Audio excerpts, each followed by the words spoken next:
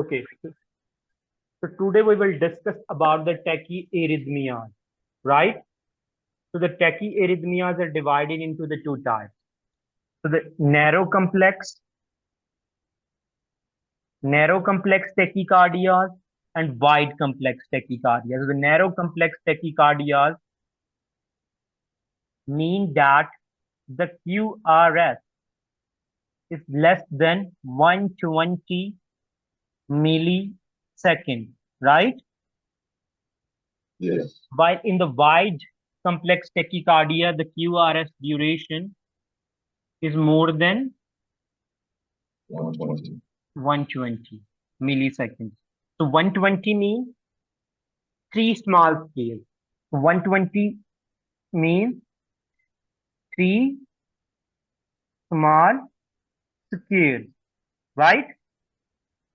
So the narrow complex tachycardia, the origin of the narrow complex tachycardia is with an AV node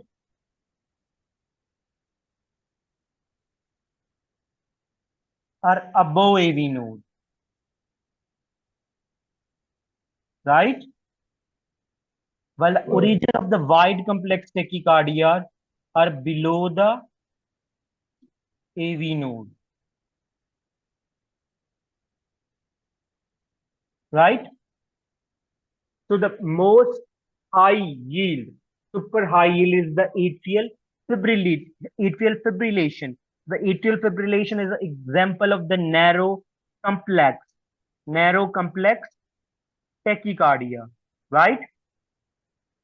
So atrial fibrillation, the most common origin of the atrial fibrillation from pulmonary vein, right? Pulmonary vein in the left atrium. Atrial fibrillation increase the risk of thrombus formation in the left atrium. This thrombus may dislodge into the brain vessels and may lead to the stroke. Right. This may dislodge into the superior and inferior mesenteric vessels of GIT, may lead to the mesenteric ischemia. Ischemia, yes. And it may dislodge into the limb vessel and present with acute limb ischemia. Right? Yes. Okay. So why the thrombus formation takes place in the atrial fibrillation? Because the atria is not contracting properly, and there is stasis of the blood take place in the atrium, and this stasis will increase the risk of the thrombus. Okay. Yes. Okay. Now, just real quick, Doc, question. You said that for the narrow complex tachycardia, is it above the AV node? Narrow complex tachycardia, the tachycardia origin within the AV node or above the AV node. Okay. Right? No. The way you're saying it is confusing. Are you saying that it can be above and below? No. The narrow complex tachycardia origin, it may be within the AV node or above the AV node, while the wide complex tachycardia origin below the AV node. Right? Okay, so the wide is below, and then the narrow can be above or below, right? Okay, so the wide complex tachycardia does not follow the normal conduction pathway, right? Okay. While the narrow complex tachycardia follow the normal conduction pathway. So the normal conduction pathway, firing start from the SC node, then to the interatrial atria, right? And then AV node, right? Then bundle of his bundle, then right and left, right? So the pathology in the narrow complex tachycardia is here, in between AV and SCR within the AV, right? And in this pathology, the rapid ventricle activation, rapid ventricular depolarization take place. That's why it will be narrow complex tachycardia. Why the wide complex tachycardia? There is a delayed depolarization of the ventricle, right? Okay, yeah. Okay. So the atrial fibrillation is the most high yield, but is the most commonest risk factor for the atrial fibrillation is a hypertension. Okay. Again, I'm changing the slide. Just give me a minute. So wide complex tachycardia include VT. We will discuss their ECGs. Their ECGs are super high yield. Ventricular fibrillation, torsade day point, right? So Right. these are some high yield ECGs in case for the step one. Okay, just give me a minute.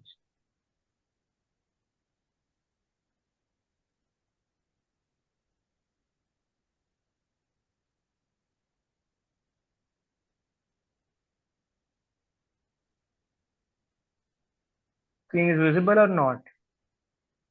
Not yet. It's coming. Not yet. Okay, is this visible? Now Is it this is, yes.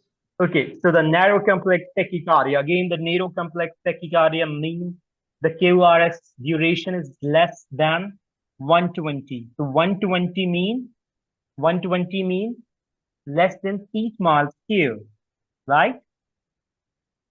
So the Okay. atrial fibrillation. So the high yield ECG. Atrial fibrillation. So most important, the rhythm. The rhythm in the atrial fibrillation is irregular, right? Yes. So irregular rhythm. Look at the RR interval. RR interval determines the rhythm. So this is R wave. This is again R wave. This is again R wave. This is again R wave. So this is one RR interval. This is another RR interval. This is another RR interval. This is another RR interval. Right? So look at the distance in between the RR intervals. So here is the distance, this distance. So this is a distance. So here's the distance is increase. Here is the distance again decrease, again decrease. So the distance in between different RR interval is not same. So that's why we can see that the rhythm is irregular. So one finding on the ECG for the atrial fibrillation is rhythm is irregular. Okay, the next important high yield finding on the ECG for the step one point of view, there are other finding as well. We will discuss some high yield finding on the ECG. So that there is no discrete P wave. So these are fibrillatory waves. These are the fibrillatory waves. These are not a P wave, right? So irregular rhythm, no discrete P wave on the ECG. What are you thinking about? Atrial fibrillation. Atrial fibrillation. Okay. What is the investigation that determines the thrombus in the left atrium after the ECG? First, we do ECG. ECG give you the diagnosis of the atrial fibrillation. The next investigation is echo, right? Echocardiography. That will tell you about the thrombus in the left atria. So why it is important? Why it is important for the echocardiography? It is important because we should give anticoagulation. We should anticoagulate the patient because if the thrombus is present, in the left atrium, it may dislodge in the vein vessels, it may dislodge in the GIT vessels, it may dislodge in the retinal vessels, it may dislodge in the lymph vessels. So this is to prevent these thromboembolic complication. We should anticoagulate that patient by using which investigation? Echocardiography. That's why the echocardiography is important for the atrial fibrillation. Okay. So if the cause of atrial fibrillation If the cause of the atrial fibrillation is valvular disease, you always give warfarin to that patient, right? So the mitral stenosis may lead to atrial fibrillation, high yield stuff. So how the mitral stenosis lead to the atrial fibrillation? So mitral stenosis lead to accumulation of the blood in the left atrium, and it will lead to the enlargement of the left atrium. Anything that enlarge the left atria, it will increase the risk of the atrial fibrillation, right? Yes. Okay, I hope it makes some sense. So what is the management of the atrial fibrillation? Okay, the management of the atrial fibrillation. Okay, sometimes you do ECG and there is a normal ECG for the atrial fibrillation patient. Then what is the next step you will do to diagnose the atrial fibrillation patient?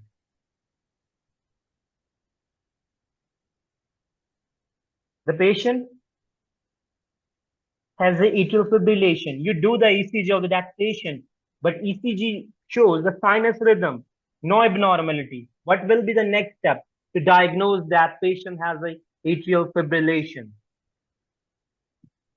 Holter monitor. To monitor the 24-hour ambulatory ECG. Yeah, right? Because the paroxysmal atrial fibrillation is that the atrial fibrillation and that it is spontaneously converted to the sinus rhythm, right? Without treatment. If you do that ECG on that time, that ECG will be normal. So you do Holter monitoring, right? Yes. Okay. So the management of atrial fibrillation is rate and rhythm control.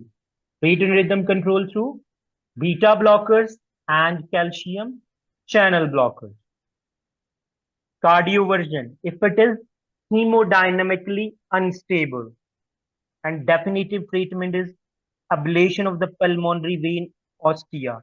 So this is again a high yield point because the most common origin of the atrial fibrillation is pulmonary vein in the left atrium.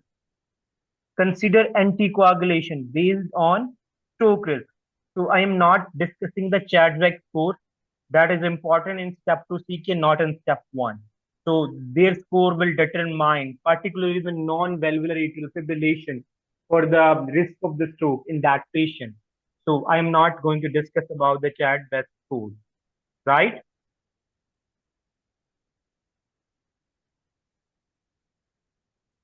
Okay. So the next narrow complex tachycardia is multifocal atrial tachycardia. The multifocal atrial tachycardia, the key thing is at least see different P wave morphologies due to the multiple ectopic foci on the atria, and the high yield is it is associated with COPD, pneumonia, and heart failure. COPD, pneumonia, and heart failure. So look at that, the P wave. So this is a P wave. This P wave is the morphology. Look at the morphology of the P wave. They're totally different from each other. So these are three different P wave morphology. This is another P wave morphology. So you have to at least three distant P wave morphology to label this patient suffered from the multifocal atrial tachycardia. So what about the rhythm in this multifocal atrial tachycardia? It is again irregular. It is again irregular because look at the RR interval. Look, this is R, this is R, this is R, this is R. So the distance between the RR interval is again not equal. Not equal. Right? Okay.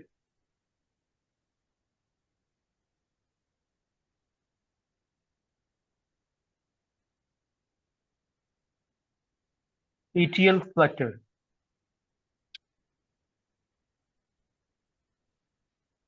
Okay. So the atrial flutter. Look at the ECG again. So the atrial flutter ECG is Sawtooth appearance. This is Sawtooth appearance ECG. Right? The P waves are basically the Sawtooth appearance. And this is QRS. This is QRS. This is QRS. These are the P waves. These are the P waves. So rapid atrial depolarization. So P wave represents atrial depolarization. Atrial depolarization. So rapid atrial depolarization. This is one. This is again one. This is again one. So the rapid atrial depolarization, there are multiple Sawtooth appearance P waves, right? And what is the most common site of the origin for the atrial fibrillation is a tricuspid valve. Is a tricuspid valve in the right atrium. And what is the most common origin for the atrial fibrillation? It is a pulmonary vein in the left atrium. The high yield points. You always make the difference between the two similar pathologies. Okay, the treatment of the atrial flutter is similar to atrial fibrillation. Treat like rate control by beta and calcium channel blockers. If it is hemodynamically unstable, do the cardioversion of that patient. Catheter ablation of the region between tricuspid annulus and IVC. So this is again, sometimes they give you this kind of stuff as well in exam, give you the ECG and they want to ask about the treatment, right? So this catheter ablation region between the tricuspid, why it is a tricuspid? Because the tricuspid valve is the most common origin for the atrial flutter, right? Does anybody have an issue with the atrial flutter ECG?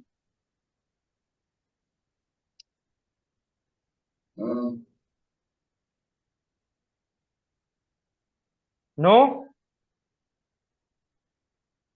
I think it's just to read over it one more time.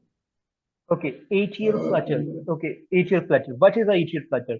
Atrial flutter is basically due to rapid atrial depolarization. So atrial depolarization means P wave, right? So it is a rapid and multiple times. So there are multiple P waves, right? And the appearance of that P wave is Sawtooth. This you look at that Sawtooth. This is Sawtooth appearance. This is again P wave. So the multiple P waves on the ECG, right? Yes. So this is a typical pattern. And what about the origin of the atrial flutter is from the tricuspid valve, right? Right. Okay. So atrial flutter origin is tricuspid valve. Proximal supraventricular tachycardia. So proximal supraventricular tachycardia is a narrow complex tachycardia. What does mean the narrow complex? The width of the QRS is less than 3 small scale. Less than 3 small scale or less than 120 milliseconds. So look at the width. It is less than 3 small scale. It is less than 1 3 small scale. So the needle shape QRS and the width is the duration of the QRS is less than 3 small scale and less than 120 milliseconds. So this is a typical ECG for the proximal supraventricular tachycardia is also known as PSVT, right? So it is most often due to the reentrant tract between the atrium and ventricle, right? The most commonly in the AV node. So proximal supraventricular tachycardia is due to the so proximal PSVT. So this PSVT is basically due to the reentrant tract between atrium and ventricle and most commonly in the AV node. Look at the ECG of this PSVT. What happens?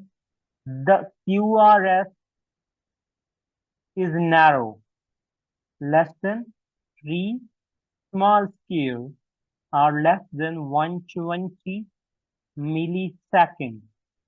And it is a needle, look like a needle shaped QRS, very narrow, right? So how can you treat? What is the first line treatment of the PSVT? Can anybody tell me?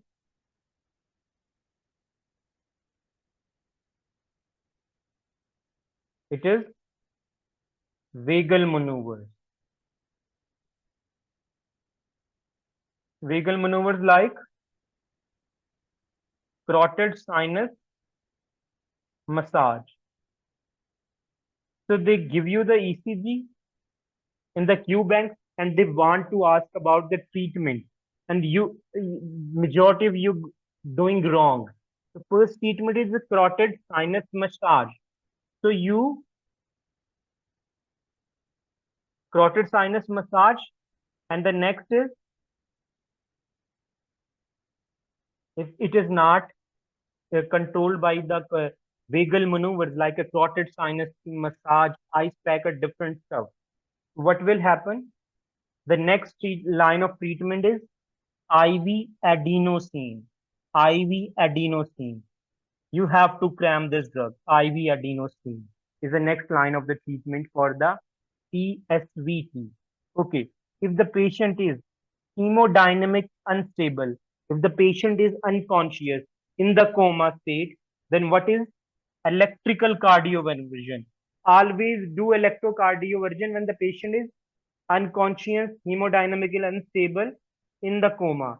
Do not do the cardioversion in the patient who are awake. Definitive treatment is the catheter ablation of reentrant tract, right? So look at the ECGs, look at the treatment option, and sometimes they ask about the mechanism. So I'm again repeating.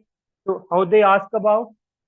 Give you the ECG, give you the clinical vignette, ask about the mechanism. So the mechanism behind this ECG is a reentrant tract. Reentrant tract. While the atrial flutter ECG, the mechanism behind is rapid atrial depolarization. While the mechanism behind multifocal atrial tachycardia is a multiple foci in the atria.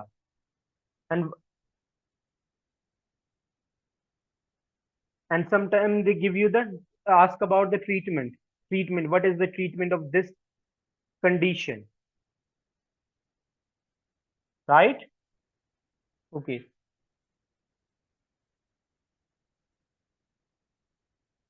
The wide complex tachycardias. So the wide complex tachycardias mean the QRS duration is more than 120. More than 120 milliseconds means more than 3 small scales on the ECG. And slow ventricular activation.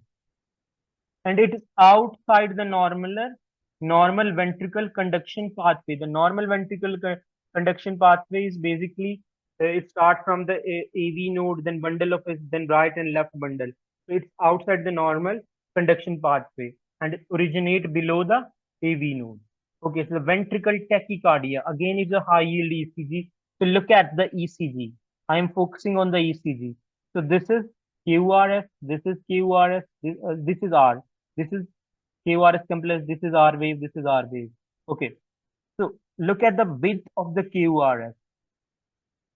Is this more than 3 small square or not?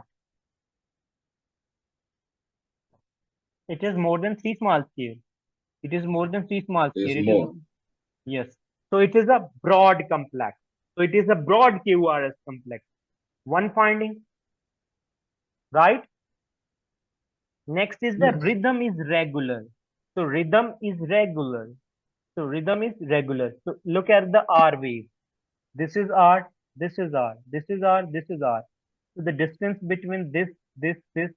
So distance between this R, this RR, this is RR is almost equal. So the rhythm is regular. Two important findings. What is the duration of the QRS? It is more than 120 milliseconds. 120 more than 120 millisecond and more than 3 small scale. And the rhythm is regular and is most commonly due to structural heart diseases like cardiomyopathy and scarring after the myocardial infarction. And it is a high risk for the sudden cardiac death. High risk for the sudden cardiac death. So, which cardiomyopathy has the highest risk of sudden cardiac death? We already discussed. It is hypertrophic cardiomyopathy or hypertrophic obstructive cardiomyopathy has the highest risk in the cardiomyopathy, sudden cardiac death. Okay. So I hope this ECG makes some sense for you. Ventricle tachycardia ECG makes some sense for you, right? Again, Okay, so yes, doc. okay, yes. So I just wanted to know, I mean, the way you broke it down just now, so basically when if we're doing a question, is going to be what to just look for these. I would just like looking at these the characteristics that we're to look for that will help to answer the question, or can they present the question in a way that might be somewhat tricky. So basically, how can we apply this knowledge on answering a question for Okay. VTach? Basically, you have to identify the ECG. So that's why I'm focusing on the ECG, right? Okay. Okay. So ECG is a key thing, right? Okay. So these are high yield ECG. Just focus on the ECG. This is not a difficult ECG, right? Just look at the easy task, look at the QRS duration. It is more than 120, simple, not a difficult rocket science, right? Look at the rhythm. It's a regular. Okay, right? Okay. The next Okay. thing, what is the treatment of the ventricle tachycardia? Treat with antiarrhythmic drug. And if it is a hemodynamic unstable, mean that if it is low BP or in the unconscious state, how will you treat the ventricle tachycardia? Cardioversion. Give the shock. Cardioversion. Right? So these are the two things. Identify the ECG, treat. How will you treat the patient? If it is unconscious, hemodynamically Cardioversion. unstable, cardioversion. If it is Yes. stable, give the antiarrhythmic. Okay. Amiodarone. Amiodarone Not class 3. that, not adenosine. Adenosine is used for PSVT, right? Confusing Okay. amidone and adenosine, right?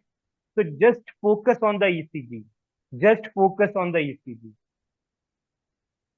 Okay. So for PVT we use adenosine, and then for VTach we use the class 3 amiodarone. No, antiarrhythmic. You can give antiarrhythmic, but we can frequently use amiodarone, right? Yes, that's what I'm saying. Yes, For you. for PVT paraventricular we use adenosine. Yes, For yes.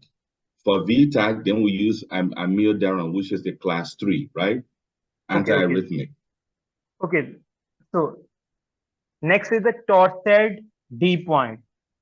Trust me, this is very, very high yield.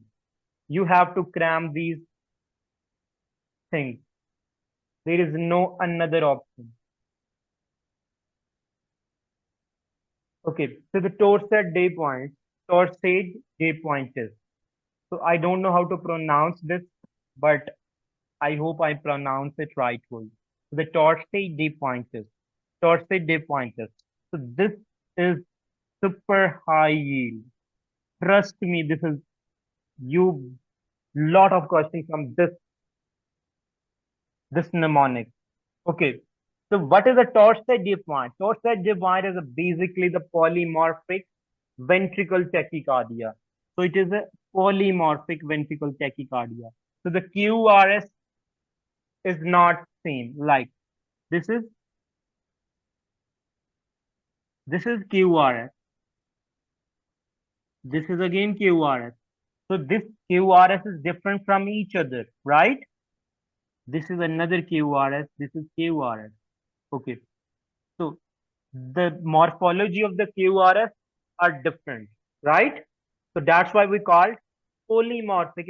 It is a type of the polymorphic ventricle tachycardia, right? So what about the width of the QRS? It is less than 3 small square or more than 3 small square? It looks less. It's look more. It's look more. I think Maybe, okay, maybe the picture is not too clear. Okay. okay, because I didn't zoom it. Because if you zoom that picture, it is more than 3, right? Okay, can you just zoom it so we see, and then you just show us with on the ECG so we can appreciate it?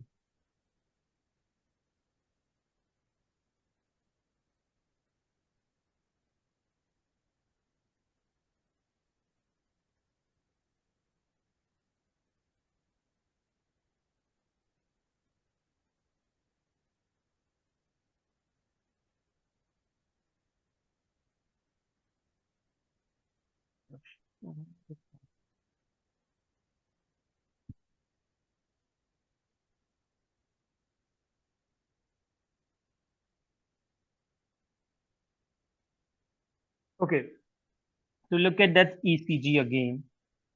Okay. Okay, so the QRS duration is more than 3 small square, right? Yes, The yes. morphology of the QRS is different, right? So that's why it's a polymorphic, right? Yes. And this polymorphic ventricle tachycardia is also known as Torsad D pointers. Torsad D pointers. So the USMLE love to ask long QT interval. Long QT interval increase the risk of Torsad D pointers. Torsad D pointers, right? So these are some high yield causes of the increased long QT interval, right? So antiarrhythmic class 1A, 3, right? Arsenic, antibiotic, macrolides, fluoroquinolone. Lot of questions from this portion of the first aid, right? Right. Okay. Okay.